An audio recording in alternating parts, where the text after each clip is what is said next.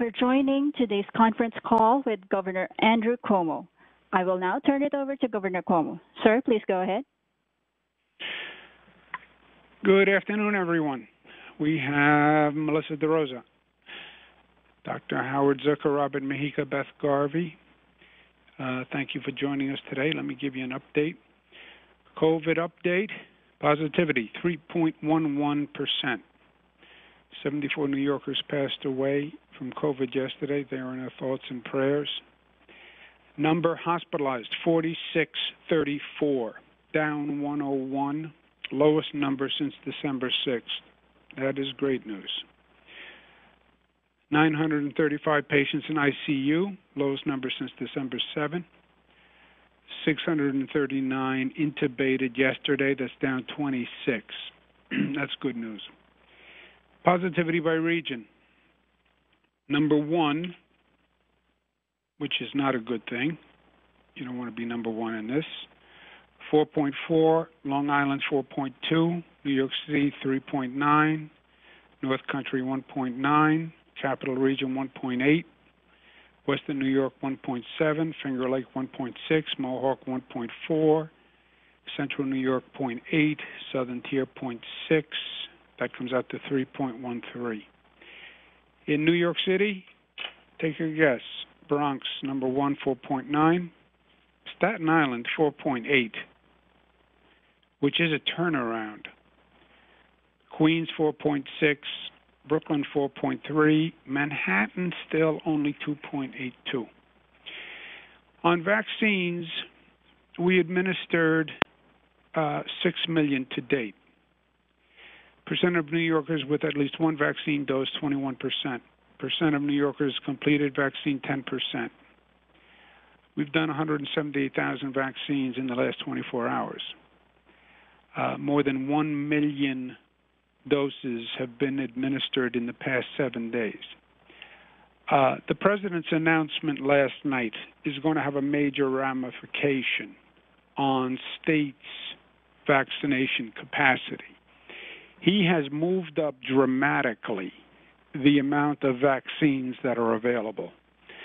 And that is a good thing, obviously. Remember when we started, we were talking about June, July, August. The President is now talking about May 1. That means we have to have a tremendous increase in our capacity to vaccinate.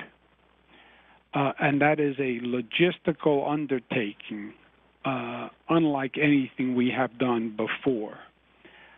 So we're going to be preparing for that. But the President's announcement that May 1, vaccines, everyone will be eligible for a vaccine. What that means is in New York, 15 million people will be eligible. And we have to have the capacity to address those people as quickly as possible. Now, the President said it doesn't mean everybody gets a vaccine on May 1, but once you tell people they are eligible, then eligibility suggests now I should be able to get it. And we're going to have to dramatically increase our capacity to do that because we are not at that capacity now. We've been working on a marijuana bill. I've had a number of conversations with members. The staff is working on it over this weekend. We've been making good progress. The President has passed the federal budget bill, which is good news for New York. The federal bill, we asked for $15 billion. It's still to about $2.5 billion short from what we asked for, but it is a major relief. I'm going to sign the death benefits bill today. In May of last year, we signed a bill into law that provided enhanced death benefits for families of public workers who died from COVID. I extended it by executive order. Today, I'm signing a new bill into law extending that through next year, 2022. It's the least we can do to say thank you and honor and remember the families going forward. The vaccinations time off bill, I'm also signing, that grants each employee in New York, both public and private, paid time off to get a COVID vaccine, up to 4 hours per shot. So this corresponds to the president's new directive. This will ensure that all New Yorkers have an opportunity to get vaccinated. Our goal is to be the COVID-safe state. There's also a bill on unemployment insurance benefit changes.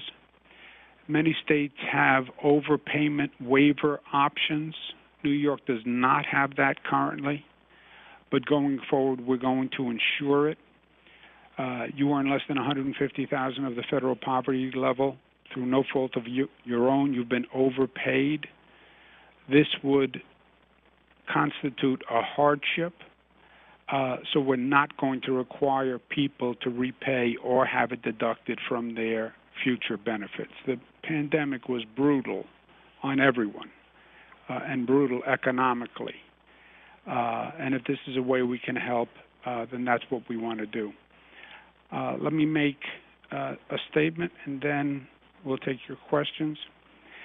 As I have said before, and I firmly believe, and my administration is always represented, women have a right to come forward and be heard, and I encourage that fully. But I also want to be clear. There is still a question of the truth. I did not do what has been alleged, period. I won't speculate about people's possible motives, but I can tell you, as a former Attorney General who's gone through this situation many times, there are often many motivations for making an allegation. And that is why you need to know the facts before you make a decision. There are now 2 reviews underway. No one wants them to happen more quickly and more thoroughly than I do. Let them do it. I'm not going to argue this issue in the press. That is not how it is done. That is not the way it should be done. Serious allegations should be weighed seriously, right? That's why they are called serious. As I've told New Yorkers many times, there are facts and then there are opinions. And I've always separated the 2. When I do briefings, I put out the facts and then I offer my opinions. But they are 2 different concepts. Politicians who don't know a single fact, but yet form a conclusion and an opinion, are, in my opinion, reckless and dangerous. The people of New York should not have confidence in a politician who takes a position without knowing any facts or substance. That, my friends, is politics at its worst. Politicians take positions for all sorts of reasons, including political expediency and bowing to pressure. But people know the difference between playing politics, bowing to cancel culture, and the truth. People know the difference between playing politics, bowing to cancel culture, and the truth. Let the review proceed. I'm not going to resign. I was not elected by the politicians. I was elected by the people. Part of this is that I am not part of the political club. And you know what? I'm proud of it. This is all that I'm going to say on this topic at this time. I made a promise to the people of the state. I have a job to do. I've been doing it for 11 years.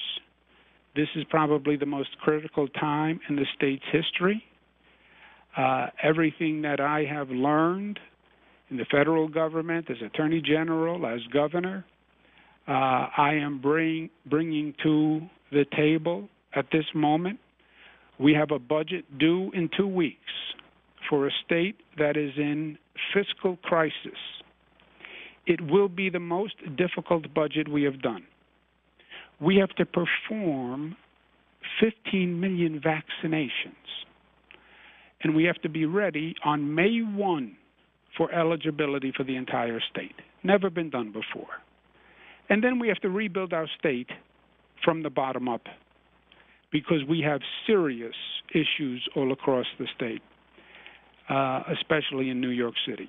That is my job. That's why I was elected. That's what I am supposed to do, and that is exactly what I'm going to focus on.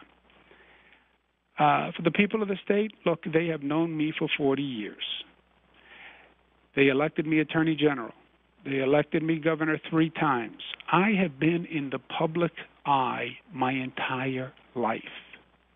My entire life, I have been under public scrutiny since I was 23 years old and ran my father's campaign.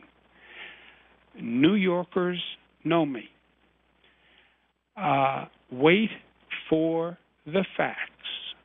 Wait for the facts. Then you can have an opinion. I am confident that when New Yorkers know the facts from the review,